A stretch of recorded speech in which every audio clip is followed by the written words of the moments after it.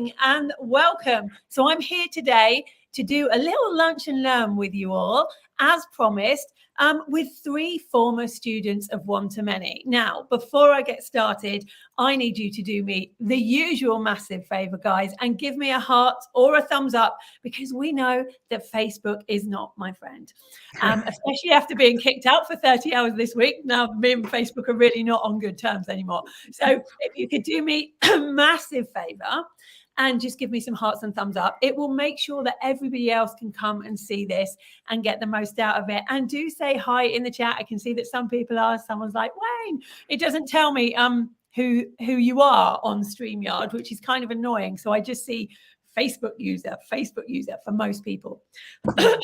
Oh, I can see Joe though. Joe, for some reason, I can see. So welcome. What I'm going to do today is we're just going to have a little chat. I won't keep you for very long, maybe about half an hour. Just want to have a little chat to 3 people that have been on One to Many, and you've already heard all of the big success stories. Like, we've brought so many people in. I could double that and bring a load more in to talk to you about how much money that they've made, but that isn't what I want to talk about today. I want to talk more about the program itself and how it's helped in other ways, because not everybody comes into One to Many just for monetary results. That's not what it's about. So first of all, let me introduce my amazing guests to you. In fact, I'm going to let them introduce themselves. Starting with Wayne. Wayne, tell us a little bit about you and what you do. My name is Wayne Perrey. I'm the TV carpenter. So if anybody watches BBC Morning Live, I'm their DIY expert on that. I'm actually on it tomorrow. So if you watch it at 9:30 tomorrow, I'll be teaching you how to make a bird box randomly. I'm also the DIY expert on Alan Titchmarsh's Love Your Weekend. But I've worked on interior design makeover shows. Oh, is it just me, or is everyone? So I'm a DIY expert. And if you see orange anywhere or with a carpenter, that's me. Amazing. Let's go on to Annie. Annie, tell us a bit about what you do. Hello.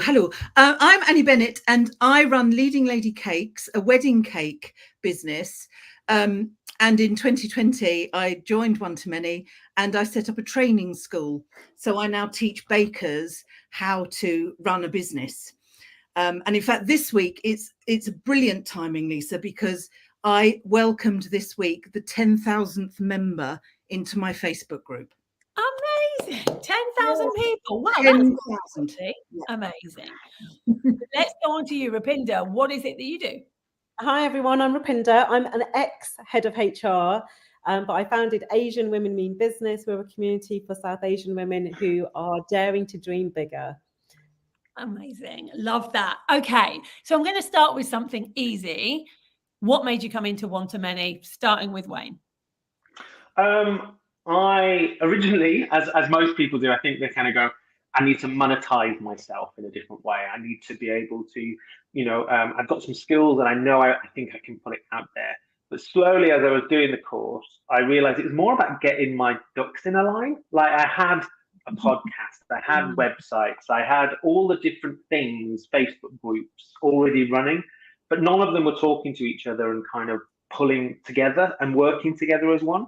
So quickly, as I went through the course, that's what became apparent, and that's what I ended up getting the most out of. And I think that became my sole purpose, joining the group.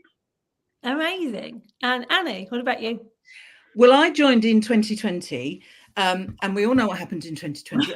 I think you did it twice in 2020, didn't you? And I did the first one. And I have to admit, I joined because of panic. I had a wedding cake business. At that point, I was also, because I'm a teacher, I was teaching for 30 years before I started this. And I was just coming out of teaching and doing a bit of supply teaching. And of course, that one evening in March when, the then Prime Minister gave that speech, and in the matter of, 2 or 3 minutes, I realized that all my income was going to go, all of it. So I managed to find you online within the next week or so of that, and saw the program and thought, well, this is perfect for me. So that's why I came in and did it. Brilliant. And what about you, Rupinder? So my story is quite similar to Annie in that I did it in 2020 as well. But the idea I had was a membership for South Asian women, a personal and professional development club. I had sat on it for years. I mean, because it felt so big, so unobtainable. And I didn't know who could help me, like who could help me pull it together. And then in 2020, I had left my head of HR role thinking this is the year I'm going to do something with this side hustle. And like Annie, lots of my work was cancelled, lots of my events were cancelled. My back was against the wall. I went back to that idea and I was like, right, who's going to help me? How am I going to make this happen? And of course, it was One Too Many and it was you. So that's how what propelled me to make that decision, that sense of I've got to do it. Now, let me ask you something. Like, I'm not going to pretend that everything's easy in One Too Many, because I think sometimes if you've not learned before how to do some of the things that we teach in One Too Many, and you know, some people do come in completely from scratch, no business at all. How did you find it? Like, what things did you find difficult? And any of you can answer that question. Oh, goodness. I think well, first of all, it was the ideas, because even though I had a wedding cake business, because I was a teacher and I do various other things as well, there were loads of ideas. And I thought, oh, which one shall I pick? Which one shall I do? Is it going to be cats or opera or whatever it was? A bit different, cats or opera. Cats and opera. No. So it was getting the idea, but the most difficult bit, I think, was when you're just starting out and it feels like you're walking through treacle. Yeah. Everything's a bit slow. You sort of have this half a dream of, everyone's going to think I'm wonderful and, you know, pile in and buy everything I'm doing. But that doesn't happen. You have to do it gradually. And you teach this, Lisa. You have to do it gradually. You have to, you know, like the rolling snowball gathering the snow. It's very much like that. So it really does teach you sort of patience and consistency and determination, perseverance and resilience. See, I've got them on my door now.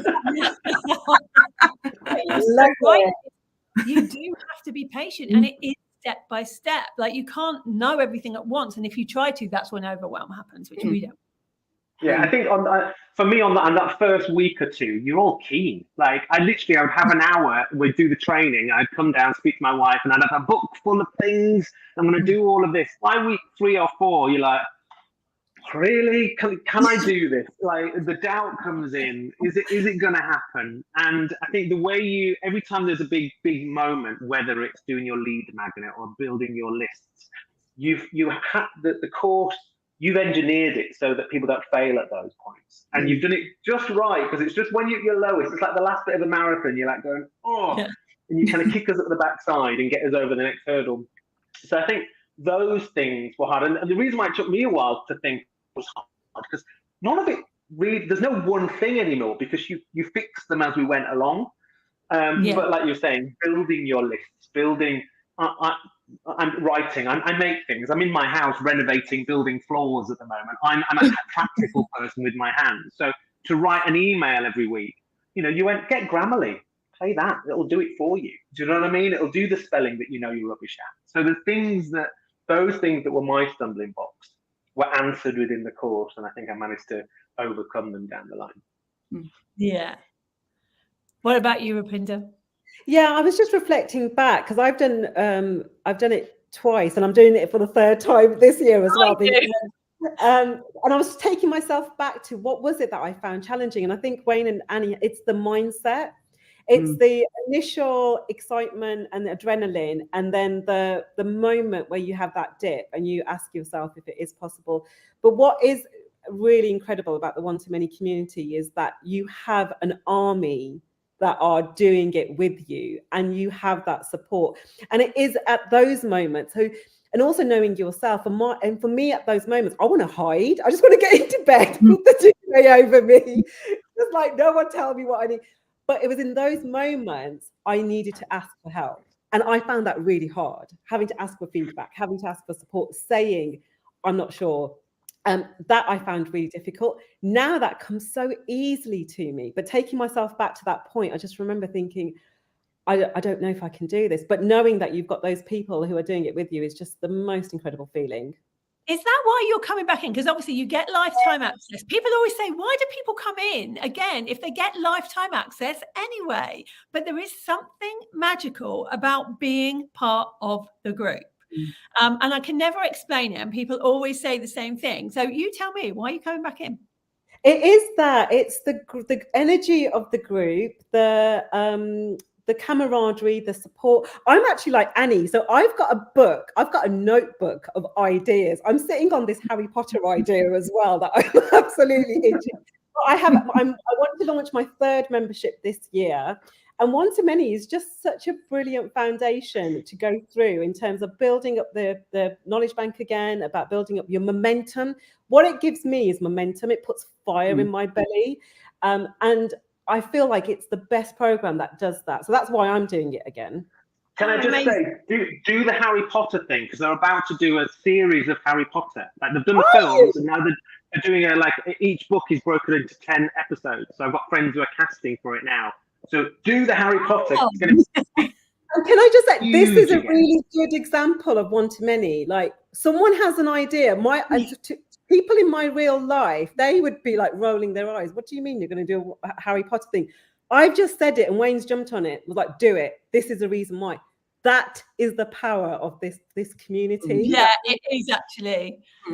Everyone just helps each other, don't they? I've done it 4 times. I love that.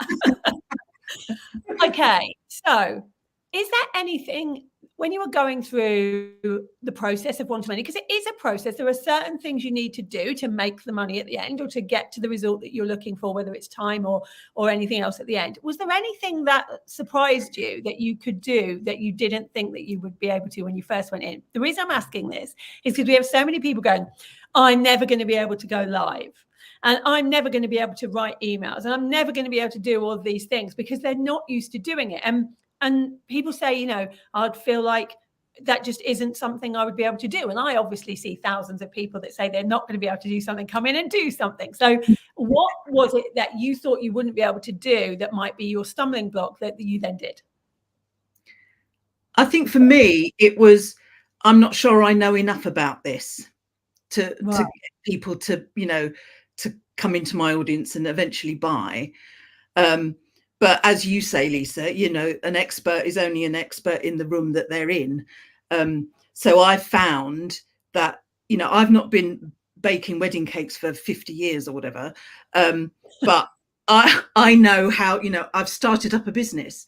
So I'm able to guide people that are me 5-10 years ago because I've been through the process. So it's realizing that, oh yeah, I have got skills that other people will want and pay money to get. You know, I have got knowledge in there.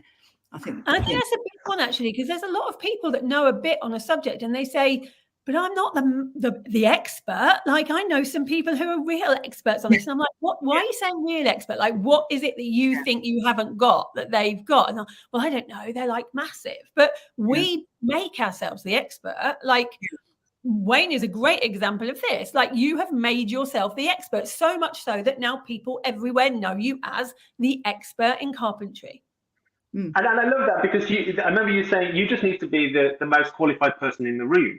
So I'm on set tomorrow and there's 6 presenters, but I'm the most qualified person about teaching people how to make a bird box, but it's out to 1.3 million people. So I'm sure there's some other people who will know how to do that more. But what I bring to it, like Annie does with her cakes, is I have a passion for teaching it. I have a passion for empowering people to do it and make people smile while we do it. And if things go wrong in front of those 1.3 million people, as I'm teaching the presenters how to steal a bath, it doesn't matter because it proves that everyone's learning and doing it at the same time. And I think that's the bit that you know I've got over now. I know there's going to be haters. There's going to be people who can build things better than me. But actually, can they do it with a smile and make people do it? Then maybe not. So. Because we all do things a different way, right? And people resonate with us as people. I mean, Rupinder, this is a massive one for you because your audience resonate with you because you're you. And because of the way you're not teaching anything different to how other people are teaching them, but they're coming in to work with you because they see themselves in you. And so it doesn't even really matter if you don't know the most. in the world because people want to work with people for different reasons. Mm. Yeah, exactly that. And for me, it was actually the visibility thing. So I am an introvert, hence I could just quite easily stay in bed with a duvet on me. But having to do, like, being visible and getting behind my messaging was the bit that I was like, can I do this? But one of the things that One to Many gave me was that fire in my belly, was that appetite, like, actually I can do this for all of the reasons that we've spoken about. And that I represent a community of women that have been invisible for a long time. So I need to change the narrative around that. And by the end of to the point now where I go live, I don't care what I'm like. I'm walking the dog and I'll go live on Instagram. I did not think 4 years ago when I did my first live, I had sweaty palms, my heart was beating. You had it all written out, didn't you? What you were going to say. But it's like you say, the more you do something, your comfort zone expands. The things that you didn't think you were going to be doing, you do. Entrepreneurship and this program is the best example of personal and professional development because it does stretch you. And it's just so incredible, the things that you end up doing that you never thought, I'd never thought I would do that. Yeah. And actually, it's good to get out of your comfort zone. Like, we're not growing if we're constantly doing the same thing and we're not pushing ourselves. I always say that it's okay to feel fear about things, like to not have the confidence for things. As long as you'll still do things with that fear sitting there, it's all right. Yeah. Because then we're going to do it anyway. And we're going to show ourselves that we can build confidence as we do it. Okay. So after the program finished, what did you go on to do with your knowledge from One to Many, starting with Annie? Gosh, well, where do I start, really? Because before I had my little business, and I will call it a little business because it was little, and I went and traded. I wasn't really doing wedding cakes at that point, but I had a vision that I wanted to go and do that. So I was trading at markets, but I look back and realised that I had not the scoobiest of do's how to do it all.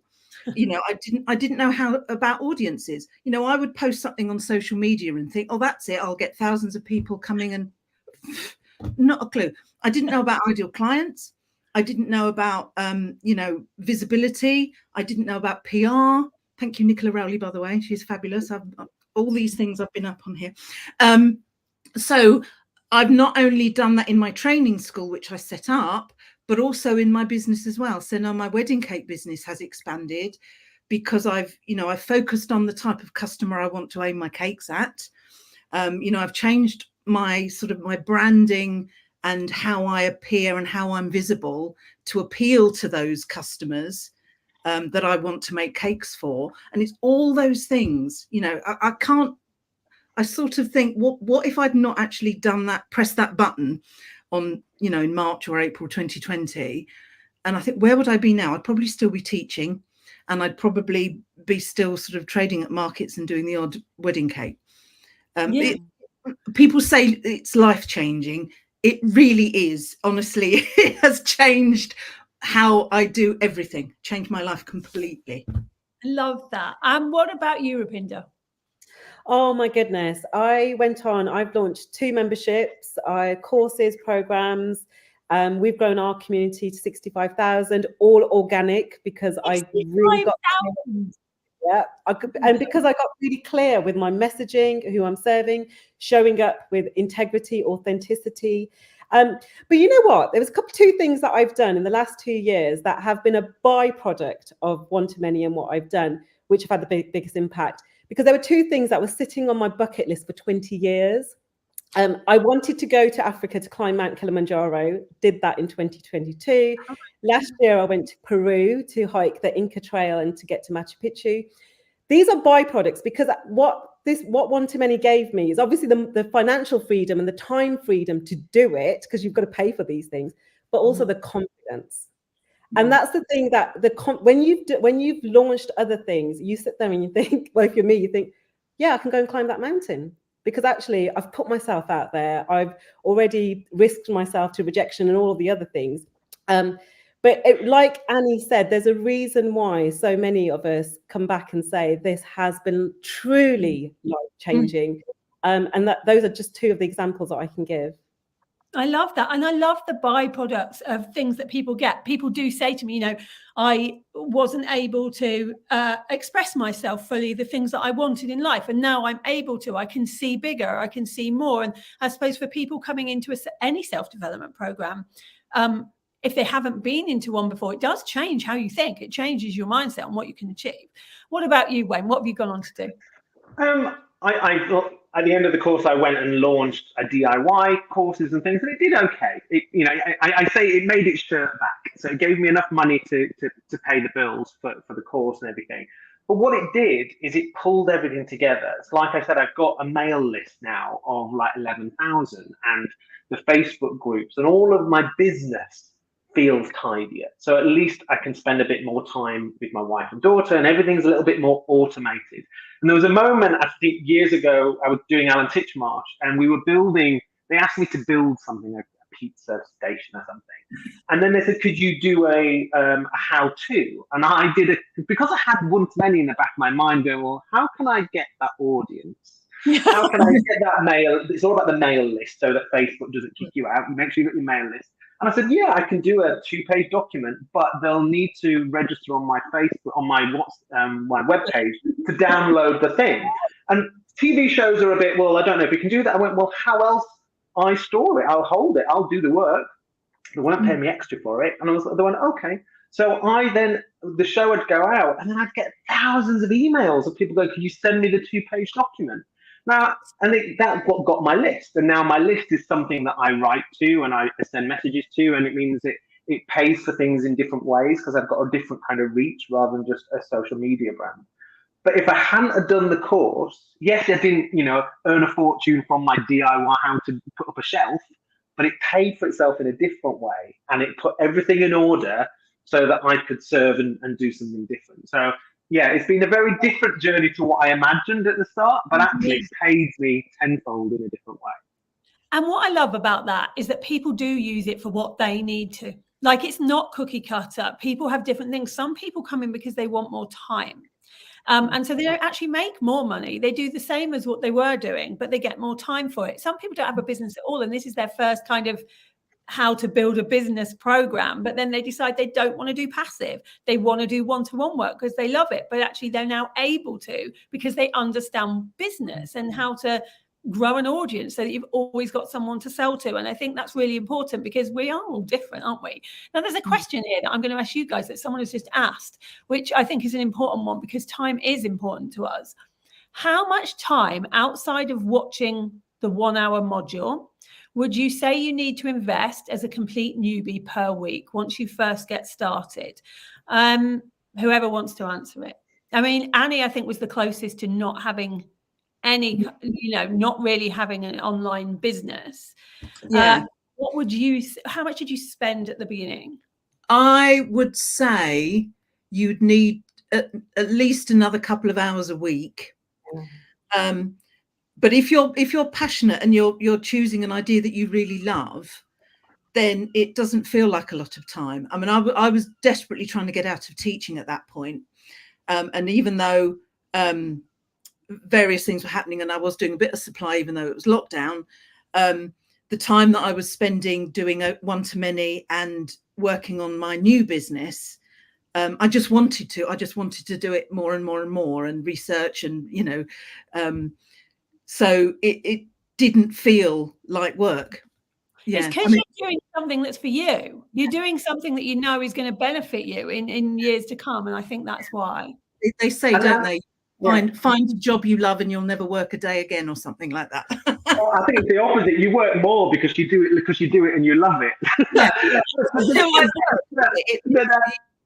As well, the bits that I didn't like writing the email, you could kind of farm it out in a different way, or you could learn techniques to do the bits that become. I had a podcast and I do it, or I used to do it every other week or every week, and you then learn to tailor it to what you need to do. Now I do my podcast 10 episodes a year, but I present them live at the Idle Home Show.